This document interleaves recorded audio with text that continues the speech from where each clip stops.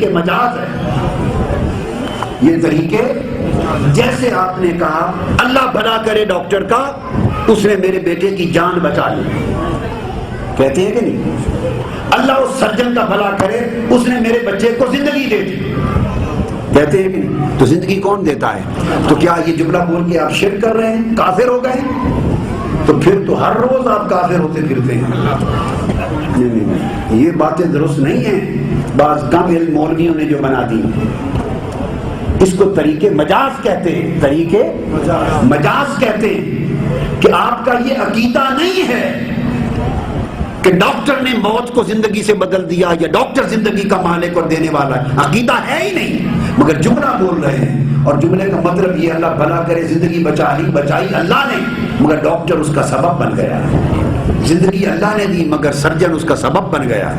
اللہ بھلا کرے مجھے ڈوبنے کو بچا لیا، ڈوبنے سے بچایا اللہ نے مگر وہ سبب بن گیا.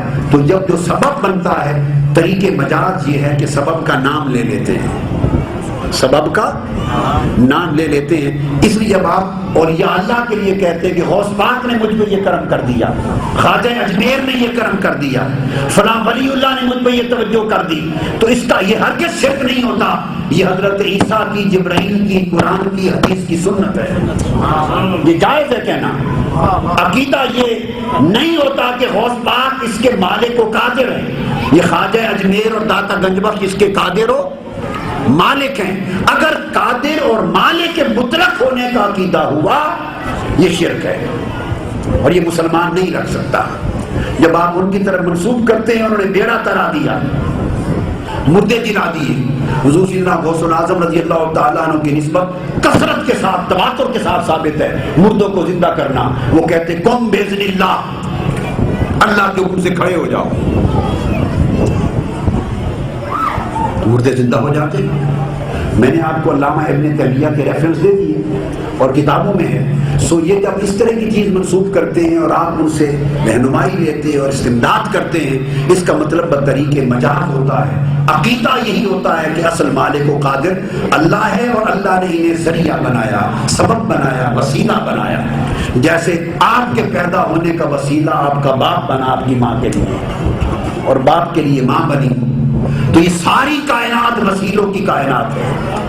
شاگرد کے علم کے لیے استاد وسیلہ بنا، بچے کی پیدائش کے لیے ماں باپ وسیلہ بنے، گمراہ کی رہنمائی کے لیے استاد اور شیخ وسیلہ بنا، کمزور غریب کی طاقت کے لیے امیر وسیلہ بنا، رعایا کے لیے حاکم وسیلہ بنا. یہ ساری کائنات کا نظام اللہ نے ذرائع اور وسائل پر استوار کیا ہے، اسباب میں بھی اور اسباب سے بالا بھی. بعض لوگوں کا یہ خیال ہوتا ہے کہ اسباب کے اندر کی چیزیں اگر ایسی ہوں تو پھر تو شرک نہیں ہے، جیسے ڈاکٹر ہے یا یہ چیزیں، مگر جو ورائے اسباب ہے، اسباب سے باہر کی چیزوں کے لیے اگر ایسا تصور ہو تو شرک ہو جاتا ہے. تو یاد رکھ لیں ایسی کوئی تقسیم قرآن اور حدیث نے نہیں کی. تحت الاسباب اور فوق الاسباب یہ کوئی تقسیم قرآن اور حدیث نے نہیں کی. بات ایک ہی ہے. اگر اس تقسیم کو کہیں تو پھر اس پر ہم کیا سوچیں گے جب سیدنا یعقوب علیہ السلام کی بینائی جاتی رہی، آپ کی بینائی جاتی رہی، اور بھائیوں نے جا کر حضرت یوسف علیہ السلام کو بتایا کہ بینائی جاتی رہی والد گرامی کی. تو آپ نے فرمایا یہ قرآن ہے، اذهبوا بقمیصی ھذا فالقوه علی وجه ابی یأت بصیرا. میرا یہ قمیض لے جاؤ اور میرے باپ کے چہرے پر رکھنا، ان کی بینائی لوٹ آئے. اور معاذ اللہ آپ کیا پیغمبر شرک کی تعلیم دے رہا ہے؟ وہ یہ بھی کہہ سکتے تھے کہ میں دعا کرتا ہوں کہ اللہ تعالیٰ میرے والد کی بینائی لوٹا دے. ذرا دیکھیے طریقے، کہہ سکتے تھے کہ نہیں؟ اللہ تعالیٰ میرے والد کی بینائی لوٹا دے. یہ کرتے تو یہ بھی جائز تھا. یہ ایک طریقہ ہے. یہ اگر ایسا نہیں کیا تو اس کی نفی نہیں کی، لوگوں کو بتانے کے لیے وہ بھی ایک طریقہ ہے. وہ کرتے تو ثابت ہوتا کہ اللہ نبیوں کی دعا رد نہیں کرتا، مگر اس سے بڑھ کر یہ دکھایا کہ دعا کر کے مانگنا تو ایک کرم ہے اللہ کا، لیکن اللہ کا کرم اپنے مقرب بندوں پر یہاں ہوتا ہے کہ جو کپڑا ان کے جسم سے مس ہو جائے وہ بھی آنکھوں پہ رکھ لو تو نابینا بینا ہو جاتے ہیں۔ یہ بتانا مقصود یہ بتانا مقصود تھا، اور فرمایا اذهبوا بقمیصی ھذا، میرا قمیص لے جاؤ اور میرے والد کے چہرے پہ رکھنا، یات بصیرہ، بینائی لوٹ آئے گی۔ اور قرآن کہتا ہے فلما ان جاء البشیر فالقاہ علی وجہہ فارتد بصیرا، وہ آئے قمیص ان کے چہرے پر رکھا اور وہ بینا ہو گئے۔ بھیجنے والا بھی پیغمبر، قمیص بھیجنے والا، اور اسے وسیلہ بنا کر آنکھوں میں رکھنے والا بھی پیغمبر۔ آپ میری بات سمجھیں؟ تو جس نے وسیلے کی مدد بھیجی وہ بھی نبی، اور جس نے وسیلے کی مدد لی وہ بھی نبی۔ تو وسیلہ کرنا بھی نبیوں کی سنت ہے، وسیلہ لینا بھی نبیوں کی سنت ہے، انبیاء کی سنت ہے۔ یہ شرک، اگر شرک کو معاذ اللہ تو نبی کرتے، اور اس میں تو فوق الاسباب ہی ہے نا، اس میں تو کوئی سبب نہیں۔ یہ تو ہو کہ اگر آپریشن ہو اور پھر وہ دعا کرتے تو آپ کہتے برکت ہو گئی، یہاں تو کوئی ٹریٹمنٹ نہیں ہوا، آپریشن نہیں ہوا، قمیض کو آنکھوں پہ رکھے تو بینا ہو جاتے۔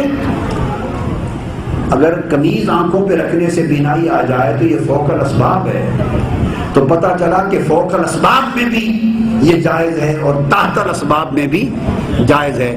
کیوں کہ اب وہ بینائی دینا اس کے مالک نہ یوسف علیہ السلام ہے نہ اس کا مالک قمیض ہے، بینائی دینے والا اللہ ہے، جو لینے والا بھی ہے، جس نے لی اسی نے دی، مگر وسیلہ کیا بنا؟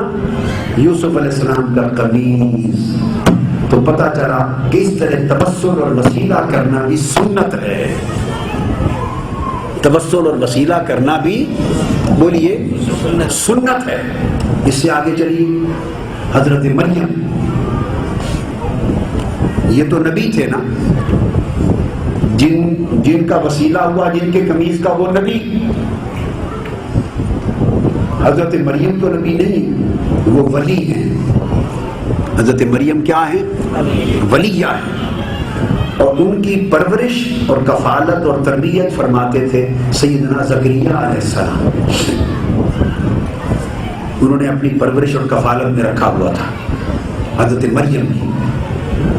اب اللہ کے برگزیدہ پیغمبر سیدنا زکریا علیہ السلام اور ان کی زیر تربیت اور زیر پرورش حضرت مریم ولیہ، اور وہ ایک دن کہیں چلے گئے، باہر سے تالا لگا گئے، دروازہ لاک کر گئے اپنا حجرہ، واپس آیا، چابی انہی کے پاس تھی، واپس آئے، دروازہ کھولا تو اندر طرح طرح کے بے موسم کے پھل پڑے تھے۔ حضرت مریم کے پاس پھل کھا رہی ہیں اور موسم کے بغیر پھل ہیں۔ اب کسی نے دروازہ کھول کے بھی نہیں پہنچائے، اسباب کوئی نہیں ہے، کیا؟ اور اگر کوئی کھول کے پہنچانے والا بھی ہوتا تو وہ موسم بھی نہیں ان پھلوں کا۔ تو جب پھل دیکھے تو زکریا علیہ السلام نے پوچھا انا لک ھذا، اے مریم یہ کہاں سے آ گئے؟ انہوں نے جواب دیا ولی ہوا من عند اللہ، یہ اللہ نے بھیجے ہیں۔ جب انہوں نے دیکھا کہ اتنی ولیہ ہے کہ بند کمرے میں اللہ کی طرف سے رزق اور پھل آ رہا ہے، ان اللہ یرزق من یشاء بغیر حساب۔ اب قرآن کہتا ہے زکریا علیہ السلام کی خواہش تھی، اور عمر ہو گئی تھی 90 سال سے زیادہ، عمر کیا ہو گئی تھی؟ 90 سال سے زائد۔ خواہش تھی کہ اللہ مجھے بیٹا دے دے، اور بیٹا میری نبوت کا آگے وارث بنے، اور میرے اس فیض کے نظام کو میرے بیٹے کے ذریعے اللہ آگے چلائے۔ خواہش تھی۔ جب دیکھا ولیہ کی شان اور کرامت کو دیکھا، یہ قرآن میں اب کرامت آ گئی، تو کرامتوں کا صدور شرک نہیں ہوتا، کیونکہ وہ اس قدرت کے مالک نہیں ہوتے، اللہ ان کو اعزاز میں یہ عطا کرتا ہے۔ تو جب دیکھا کہ ولیہ ہے اور بے موسم پھل اس کو عطا کرتا ہے، تو ان سے حضرت زکریا علیہ السلام نے ان سے توسل کیا، انہیں وسیلہ بنایا۔ نبی ولی کو وسیلہ بنا رہا ہے۔ آپ میری بات سمجھ رہے ہیں؟ توسل قرآن کیا کہتا ہے؟ ہنالک دعا زکریا ربہ. جب وہ جگہ دیکھی اللہ کی نعمتوں کی حضرت مریم کے پاس، اسی محراب اور حجرے میں جہاں حضرت مریم رہتی تھی، ہنالک دعا زکریا ربہ، اس جگہ کھڑے ہو کر حضرت زکریا نے ہاتھ اٹھا دیے اور اللہ پاک سے اس مقام پر کھڑے ہو کے دعا کی. علماء بیان کرتے ہیں یہ توسل نفسی ہے، توسل مکانی، یعنی اس جگہ کا وسیلہ کیا. کیا؟ جہاں وہ اللہ کی ولیہ پر رحمتیں ہو رہی تھی اور وہ دعا بھی مانگ رہے تھے کہ جبرائیل امین آ گئے. فنادت الملائکۃ، اور پیچھے سے آواز آئی یا زکریا انا نبشرک بغلام اسمہ یحییٰ، اے زکریا اللہ نے بھیج دیا ہے، دعا قبول ہو گئی، تمہیں یحییٰ کی بشارت دی جاتی ہے. اب آپ کے ذہن میں خیال آ سکتا ہے کہ نبی کی شان زیادہ ہوتی ولی سے، رتبہ کس کا زیادہ تھا، حضرت مریم کا یا حضرت زکریا کا؟ حضرت زکریا کا. تو جن کا رتبہ زیادہ ہے، نبی ہیں، وہ ان کی جگہ سے وسیلہ کر رہے ہیں. یہ کیوں؟ اس سے فرق نہیں پڑتا. باپ بیٹے کی جگہ سے کرے تو پھر کوئی فرق نہیں ہوتا، اس لیے کہ وہ پرورش اور تربیت اور فیض دے رہے ہیں اور وہ ان کی زیر کفالت ہے. ان سے اس لیے کیا کہ یاد رکھ لیں، اگر ولی کوئی عمل کرے تو اس عمل کی پیروی کرنے میں برکت تو ہوتی ہے، مگر وہ شرعاً سنت نہیں بنتی. ولی کا کام آپ اس کو فالو کریں تو برکت ہوتی ہے، مگر وہ شرعاً بولیے سنت نہیں ہوتی. سنت تب بنتی ہے کہ وہ کام نبی کرے، وہ کام نبی کرے. اللہ چاہتا تھا کہ ولیوں کی جگہ پر جا کر وسیلہ کرنا اور دعا مانگنا سنت ہو جائے. ولیوں کی جگہ جا، اللہ چاہتا تھا کہ ولیوں کے مقام پر جا کر دعا کرنا. کیا زکریا علیہ السلام گھر میں دعا کرتے تو اللہ نہ سنتا؟ بولیے نہ سنتا. فہیم انور کیا کہا آپ نے؟ اگر وہ اپنے گھر میں دعا کرتے تو اللہ نہ سنتا؟ اس نے فرمایا انی اجیب دعوت الداع اذا دعان فاستجیبوا. جب بھی کوئی پکارنے والا، جہاں بھی پکارنے والا کوئی مجھ سے مانگتا ہے میں سنتا ہوں. نحن اقرب الیہ من حبل الورید، وہ تو شاہرگ سے بھی قریب ہے، آپ کے اور میری شاہرگ سے بھی قریب ہے. تو پیغمبر تو جہاں بھی مانگتے دعا کرتے اللہ سنتا. تو کیا وجہ ہے کہ اس پیغمبر نے اپنے گھر میں جا کے نہیں مانگا، حضرت مریم کے مقام پر مانگا، مانگا اللہ سے. یہ مقام، یہ اس کو توسل مکانی کہتے ہیں، توسل نفسی کہتے ہیں. کیوں مانگا؟ اللہ چاہتا تھا کہ ولیوں کی جگہ پر جا کر کھڑے ہو کے مجھ سے دعا مانگنا ان کے مقام کے وسیلے سے سنت بن جائے. اور سنت تبھی بنتی کہ زکریا علیہ السلام کرتے، ولی کے کرنے سے سنت نہیں بنتی تھی. اس لیے حضرت زکریا نے ہنالک دعا زکریا، دعا اس مقام پہ کر کے قیامت تک ہماری امت کے، حضور کی امت کے لیے سنت بنا دی. ارے ولیوں کی جگہ پہ جا کے ان کے مقام پر توسل کرنا، دعا مانگنا، آپ اس کو شرک سمجھتے ہیں. رب اس کو نبیوں کی سنت قرار دے رہا ہے. کنسیپچول پرابلم ہے ہمارا، اس کو کلیئر ہونا چاہیے. تو اللہ نے دو سنتیں بنا دی، ان کے مقام پر جا کر دعا کرنا اللہ سے، یہ بھی سنت، اور دعا کے بغیر، کیا دعا کے بغیر ولیوں اور نبیوں کی استعمال کی چیز سے توسل کر لینا اور برکت ہو جانا، یہ بھی سنت ہے. جیسے حضرت یوسف کے قمیض کے ذریعے آنکھیں آ گئے، اسی طرح حضرت ابو الحسن خرقانی بادشاہ ہند محمود غزنوی کے لشکر میں سپاہی تھے. حضرت ابو الحسن خرقانی یاد رکھیں، محمود غزنوی کے لشکر میں سپاہی تھے اور وہ 16 حملے کر چکے تھے. محمود غزنوی وہ قلعہ فتح کرنے کے لیے 16 حملے کر چکے تھے اور فتح نہیں ہو رہا تھا. کون سا قلعہ؟ سومناتھ کا مندر اور قلعہ سومناتھ کا بڑا، چونکہ اس کے ساتھ پھر ہیڈ کوارٹر ہندوستان پر قبضہ ہوتا تھا. 16 حملے کی اور شکست ہوتی تھی، اب جان نہیں رہی تھی فوج میں اور گنجائش نہیں تھی کہ اس کے بعد لڑیں۔ انہوں نے کہا یہاں سے مڑ گیا تو اسلام کے لشکر کی بڑی توہین ہوگی۔ پریشان ہوئے، سوچا کہ کیا کروں، دعا کی باری تعالیٰ میری رہنمائی کر، مدد کر۔ خواب آیا، اللہ ویسے بھی مدد فرما سکتا ہے، اللہ کو تو کوئی محتاجی مجبوری نہیں ہے۔ اشارہ کیا کہ تمہارے لشکر میں میرا ولی ہے۔ علامت کیا ہے؟ کل ایک آندھی آئے گی، ہر ایک کے خیمے میں جانا، گھومنا، آندھی میں سب کے چراغ مٹی کے دیے بجھ جائیں گے، جس کا آندھی میں چراغ جل رہا ہو سمجھنا وہی ولی ہے۔ آندھی آئی بڑی تیز اور محمود غزنوی نے راؤنڈ کیا، ایک خیمے میں ایک چراغ جل رہا تھا، ایک سپاہی فقیر تلاوت کر رہا تھا قرآن مجید کی، وہیں جا کے قدم پکڑ لیے، وہ کھڑے ہو گئے، انہوں نے کہا جی بادشاہ سلامت آ گیا۔ محمود غزنوی کھڑے ہو گئے تو یہ ان کے قدموں پہ گر پڑے، انہوں نے کہا بادشاہ میں نہیں، بادشاہ آپ جن کے پاس چل کے آیا ہوں۔ اب یہ ایک نظام قدرت ہے کہ وہ دنیا میں نظام کے مطابق چلتے ہیں، کوئی تختوں پر نہیں بیٹھ جاتے، جو ڈیوٹی ہو وہ ادا کرتے ہیں، ملازمت کریں، نوکری کریں، تجارت کریں، واعظ کریں، تبلیغ کریں، تجارت کریں، لکھیں، دنیا کے ذمہ داریاں ادا کریں، ان کی ذمہ داریاں ہیں۔